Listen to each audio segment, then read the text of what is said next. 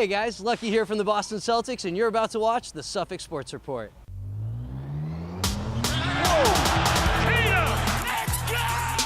Pasternak scores!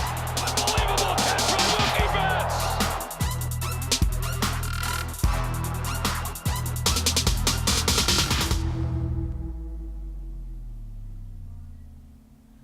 Welcome back into Studio 73. I'm Anim Osmani. And I'm Tom Dufton. And you're watching the Suffolk Sports Report. This is our last episode of the semester, and we have a lot of stories to get through today. So let's get started with Tom Dufton, who'll get you up to speed with some Bruins. Tom, why don't you take it away?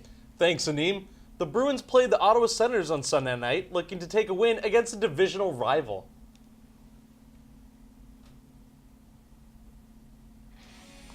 Late here in the first, Ottawa was on a 5-on-3 and looking to take a 2-0 lead. Take a shot and it gets blocked on the way. Rask was able to stonewall them up close. Now the shot goes wide of the net and the Bruins kill off the penalty. Now in the second period with the Bruins on the power play, they keep the puck in the zone. They pass it around, pass to pass. Back over here and the puck finds its way to Brad Marchand. He finds an open net and ties the game up at 1. What a goal from Brad Marchand. About halfway through the third now, the Bruins on another power play. Ottawa pushes into the Bruins zone. 2-on-1 and Rask steals it away from Stone on a great save. Overtime now, Marchand controls the puck. Passes to Krejci, who goes behind the net here. Passes to Krug, who shots it in, and it's in the open net, and the Bruins win the game 2-1. The Bruins will have a home game against the Arizona Coyotes on Tuesday, and they will look to keep up the win streak. Now over to Anim with Patriots coverage. The Patriots had another divisional round matchup this past Sunday, traveling way down south into Miami to face off against the Dolphins. Here are the highlights. James Devlin scored up the middle from 2 yards out on the Patriots' 12-play, 75-yard opening drive, taking the 6-0 lead over the Dolphins. Gostowski missing the extra point. On the ensuing drive, the Dolphins strike back immediately as Ryan Tannehill connects with Kenny Stills on the short pass, taking a 1-point advantage over the Patriots because their kicker at least knows how to make it in between the goalposts. Check out this play a couple possessions later. Albert McClellan bursts up the middle to block the punt and is recovered by Raymond Humber in Miami territory. McClellan actually recorded 2 block punts this game. This one sets up the short touchdown pass from Brady to Edelman as the Patriots retake the lead, 13-7. And here is where we commence the offensive shootout as the two teams exchange touchdowns back and forth. Take a look at this score from the former Patriot, Brandon Bolden, as he finds a fast lane to the end zone and outruns everybody on his second carry of the season. 14-13, Miami up again. Now check out this beauty of a pass coming from Brady off of play action to Carwell Patterson, who ran down the seam and in for the score. And that is the pass that put Brady as the all-time leader in touchdown passes with 381 TDs. Brady finished the game with 358 yards and 3 touchdowns. Fast forwarding to the second half, fourth quarter, Patriots up 33-28. On the last play of the game, Tannehill passes to Kenny Stills, who passed on a double lateral to Kenyon Drake, who found a lane, went up the field. Gronk had a chance to get him on, but the turf monster got Gronk first, and Drake wins it for the Dolphins 34-33. And this will go in the books as a miracle in Miami. With this loss, the Patriots were unable to clinch the division and now sits on the number 2 seed in the playoffs. They face off against the Steelers next week, and if they win that matchup with the Jets losing, then the Patriots secure the division title. It will be their 10th consecutive division title, which would set an NFL record. Let's take a look over at the Boston Celtics. The Celtics took on the lowly Chicago Bulls in a game that was a real confidence booster. Jason Tatum passes over to an open Daniel Tice, who adds on to the score. Celtics pushing the ball down court. Jason Tatum sitting in the corner gets the ball, works on the defender and takes the 3 and makes it easy money. Bulls still haven't scored. Marcus Smart with the ball passes over to Daniel Tice for the thundering alley-oop. Celtics up by 15. Marcus Morris gets the ball, drives past his defender and slams it in with authority. 5 minutes left in the first. Daniel Tice makes a dangerous pass to Marcus Smart for the wide open 3. Kyrie with the ball. Bulls decide to leave Morris wide open there. That's a bold strategy, Cotton. And he makes them pay on the 3. Jaylen Brown passes to Kyrie, who misses the three. Marcus Smart flies in for the rebound.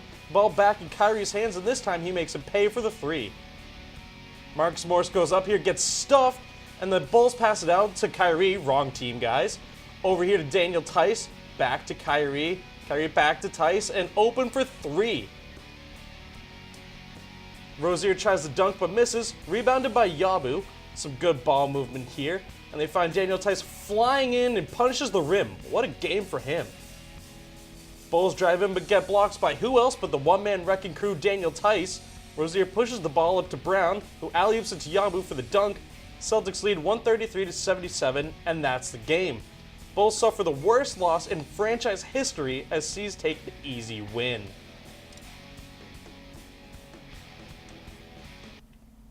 This game held a lot of records for the Celtics, including the biggest margin of victory in regular season history. Daniel Tice being a plus 50 in 32 minutes. And a surprise here, Marcus Smart has now tied Danny Ainge in 9th place for all-time three-point scores with 343 three-pointers. Well, Tom, with this win, the Celtics are now sitting on a 5-game winning streak. And people are saying that now they look like to be in the form they were expected to be when the season began. Are you buying into this hype that the Celtics are actually playoff contenders by what we see now? Absolutely not. I think that the Celtics really aren't still contenders. You look at the win streak that they've had, it's not that impressive. It's lowly teams of, the Cavs, the Timberwolves, the Knicks, Chicago. I'll give them the one against the Pelicans. That's a bit of an impressive win there. Anthony Davis is a very talented player. But I just don't think that they're quite contenders yet. What would make you think that would make them contenders, actually? What would make them contenders is they have to beat these top teams in the East. You have to consistently beat the Raptors, consistently beat the Sixers, and consistently beat the Bucks. Well, I noticed how you said the Sixers, Raptors, and Bucks, but in the beginning of the season, when we faced off the Sixers, we actually destroyed them. And I know we lost the first game to the Raptors, but then we bounced back in the second game with a pretty demanding win. And we also got a win against the Bucks, even though that was a close one, but still. We were able to beat these teams, even though they had a different starting lineup. Are they still not playoff contenders based on what we've seen? Not yet. You still need to consistently play well against these teams. Having a 1-1 against the Raptors is good, and you have the head games up ahead against the 76ers and the Bucks, but you need to consistently play that. You can't drop the next couple of games that you're going to play against these teams. So if they can consistently perform to a high level against the top teams, well, then I'll hop on the duck boat there. Well, did you see any inconsistency with the starting lineups? Did that have a factor to our consistency? Because it's been changing about what it seems like every week. Yeah, there's been a lot of changes to the starting lineup this season. So I actually liked what the Celtics put up against the Bulls. You have Marcus Smart, Marcus Morris, and Daniel Tice in the starting lineup there. I think that's not a bad idea to have those players and Gordon Hayward and Jaylen Brown come off the bench. What about Al Horford? Would you start Tice over Horford? I would start Tice over Horford simply because Tice is younger and more athletic, and the way this NBA is going now, it's more towards the young athletic guys because they're cheaper and you can keep playing them all the time. So why not use them while you can? But Al Horford is also a scorer from all around the field. Yeah, Al Horford's a scorer. Aspect? You won't really miss that aspect because you have other players, and as we saw in the highlight over there, that Daniel Tice can make these threes. He can make some of these tough shots. He can fly in, he's fast, he can dunk. He can block. He can do it all. All right, that's true. So we are 2 months away from the trade deadline. We like the starting lineup we have now. Our bench is looking fine. So who would we actually give up, and who would we expect in return? I think you're going to have to give up Terry Rozier. Terry Rozier. Scary Terry is going to have to be gone. The the leading point guard for our bench? Absolutely. But who would we get him for? That's the tough thing is there's not really a big market out there right now. There's no one that I'm really looking at and saying, oh, that's an awesome player that I think would make a great addition to the Celtics team. Right now, I'm just kind of looking at you need to play this from an economical standpoint. Terry Rozier is in a contract year, and he's not staying. He's going to walk, and he's going to go somewhere like the Suns or somewhere like the Mavs. So why don't you trade him and try and get some picks or maybe just an average player at best? All right, I guess I see what you mean. The economic standpoint is something we always overlook. But what would you say about Jaylen Brown? Because he's always on the talks amongst all the fans and in the news media. Would we actually trade away Jaylen Brown, who seems to be improving his game as he's been benched? Now, Jaylen Brown, that one's a tough one. If he can consistently play to a high level like this, you have to keep him. Your hands are kind of tied here. But if you're going to say, hey, look at it, he's having this really good game, and then he goes back, he gets 10 points, goes back 20, and then goes back to 8, and he's up and down, you got to sell high while you can. So you got to find some team that's willing to take on his contract and willing to hold him while you can try and get somebody else for him. Maybe you can look at it and say, hey, if the Pelicans are sitting here and they're out of playoffs come Christmas time, there might be a move to make for Anthony Davis if possible. Another thing that I've been hearing around is that we should put Gordon Hayward on the trade market too, but I think that's a big no. Maybe Brown and Rozier, but Hayward, he is an all-star. He was an all-star, and then, of course... And he improved his scoring every year he's been in the league. Exactly. Of course, he had to miss out on last season due to a horrific injury. Yeah. But I feel like we hold him to a higher standard, and that's why we feel like he's been underperforming. But think about the time when he came off the bench. He scored 30 points. Yeah, and it was a 9 phenomenal assists. night for him. And I think that's someone that you really can't get rid of. We like to look at Isaiah Thomas and say, oh, well, look what Danny Ainge did with Isaiah. Danny Ainge traded him away after the death of his sister and said, hey, you know what? It's a business. But realistically, that's what it is. It still is a business. But I think there's a little more leeway with Gordon Hayward. Yeah, it is a business. He's Brad Stevens' boy all the way from Duke. I don't see it happening. Or not Duke, sorry, Butler. Yeah. Thinking Kyrie. But, I'm looking at it, I don't see it happening. I don't think that they can trade someone like this after such a gruesome injury that he's had. I think you kind of have to sit here and say, well, you know what? Look at Paul George. It took him a few years to get to where he was, back to being himself after such a terrible injury. We got to stick it out with him. And Gordon Hayward has a potential, so I think that is worth the wait to see him actually get back in the starting lineup. Oh, absolutely. He has phenomenal potential. He's an Right. unbelievable athlete. He's a two-way player. He'll give you his all night in and night out, no matter what. Right. Well, that will wrap up our Celtics discussion as we're out of time. Now we're going to switch over to Suffolk Sports, where we would like to shed a spotlight on a certain athlete, Emily Manfra. She is a junior biology major who became Suffolk's first cross-country runner to compete in the Division III National Championships. Just a few weeks ago, Emily went to Wisconsin to compete in the Nationals, where she placed in the top 100. Our Hannah Arroyo got a chance to sit down with her and talk about her experience. You're one of 3 upperclassmen on the cross-country team. Just how has your leadership experience been this season? It's been really interesting. I'd been a captain in high school, but it's really different in college. And this was really the first year that we've had like a fresh team. And so Emma and I were surprised to, get to know everyone and take on this role, but it's been really, really fun. And the team is like so driven, and so it's easy to kind of lead them. I feel like they just do their work, and it's awesome. It's a good atmosphere. Definitely. So Emma, she's your co-captain. She's your rock, it seems like. Oh, yeah. Definitely. So tell me how you two push each other just to be better. Yeah, so her and we're really good friends. We run every day together, so it's inevitable. But we bring different things to the table. I think that as far as running goes, I'm more into speed, where she is like steady. She does pace. She can just handle whatever. And so when you mix that together, it actually makes a really good workout, because we mix like tempo pace or like race pace, which is a little bit like steadier and longer distance, with shorter distance and speed work. And so we definitely help each other. Like one of us will lead depending on what type of workout it is. And we also are we care about each other so much, so it's nice to have that support system. And like some races, it's been her and I leading it, and so it's comforting to have someone like that when you're racing. Definitely. Yeah. So it's your 3rd year with the cross-country program. Mm-hmm. You finally got a home match this season, the Suffolk Invite. Tell me how that felt being a junior. It was something I didn't think would ever happen, to be honest. Freshman year, we traveled all over for meets, but Suffolk was not an established program, I would say. And then last year, especially, our team had never been smaller. And so to have and host a meet right there at Franklin Park was really, really cool.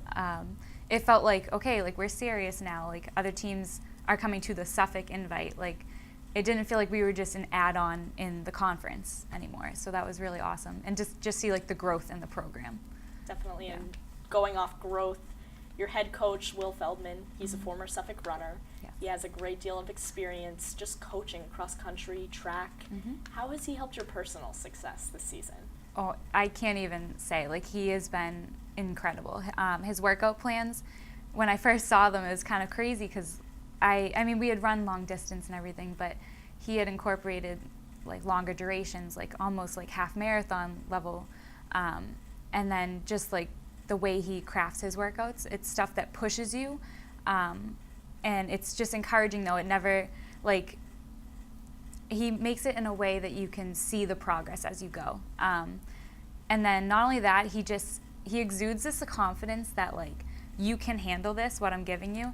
And so it just makes you feel like, okay, I can do this and I'm going to prove it to him. And he's super supportive. So all of that mixed together he's been an incredible coach. Yeah. Definitely. Going off your success, you've had a lot this season. You went to the NCAA Division III regionals for the third time. Yeah. You placed 17th out of 300. What did it feel like to cross that finish line? It was funny because the way I described this race was just like, I was just clueless during it. I was just like, okay, like I feel good. I'll keep running. And like, I guess that's when it hit me that my training had really paid off, because to be racing with some of the best girls in the region, it was kind of, I don't know, it was cool to see that I could keep up with them and like keep going with them. And so it made me feel like accomplished, I guess, to see that like I've come this far. But crossing the finish line was awesome, not only because you're done with the race, but I knew when I crossed it that I had felt good. And I thought, okay, this is a great way to end the season.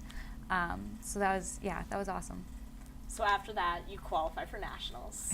You're super excited about that. Yeah. You're also the first Suffolk athlete to go to nationals. Tell me what it feels like to be part of that history. Just take me through that experience. It's so funny because like after the race, I wasn't thinking about nationals at all. I didn't even consider that as a possibility.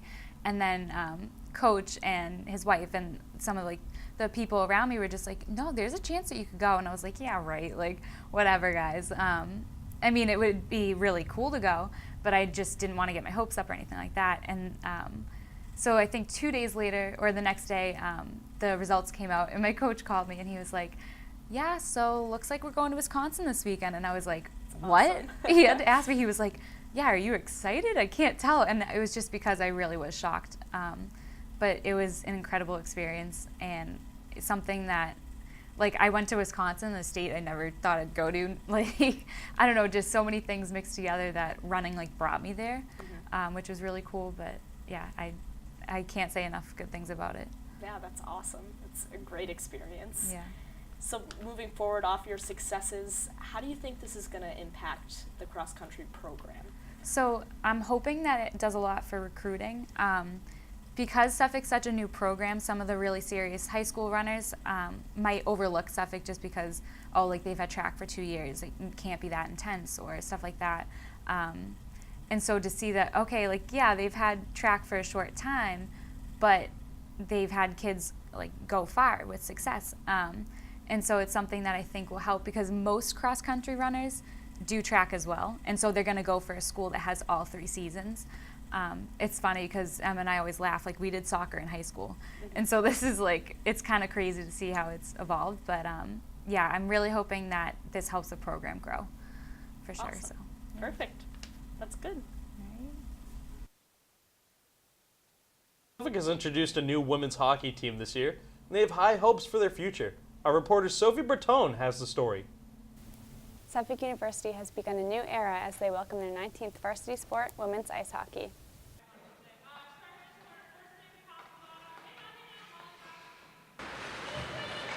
The president of Suffolk University dropped a ceremonial puck in September at Perazzo Skating Rink in East Boston to celebrate the team's inaugural season at their first ever home game. The women's hockey team continues to stay determined and optimistic as they make their way through the 25-game campaign. The Lady Rams have been selected to finish 5th in the New England Hockey Conference, according to a vote by the league's coaches. Suffolk's head coach, Taylor Wasick, has high hopes for the team as they take on skilled squads throughout the division. I want them to be excited about the first ever season, you know, our first games, our first win, our first goal, our first hat trick, all of that stuff I want them to be pumped about. But, you know, I don't want there to be pressure in that, you know, everyone's watching us and what are we going to do, and we have to do all these amazing things this year. So for us, it's just kind of trying to find a middle ground just so they're excited about it but not too nervous about it. And they've done well with that so far. Everyone knows who the women's hockey team is. So, you know, I think just the excitement and getting everything going is really, you know, taking us further than we anticipated, I think.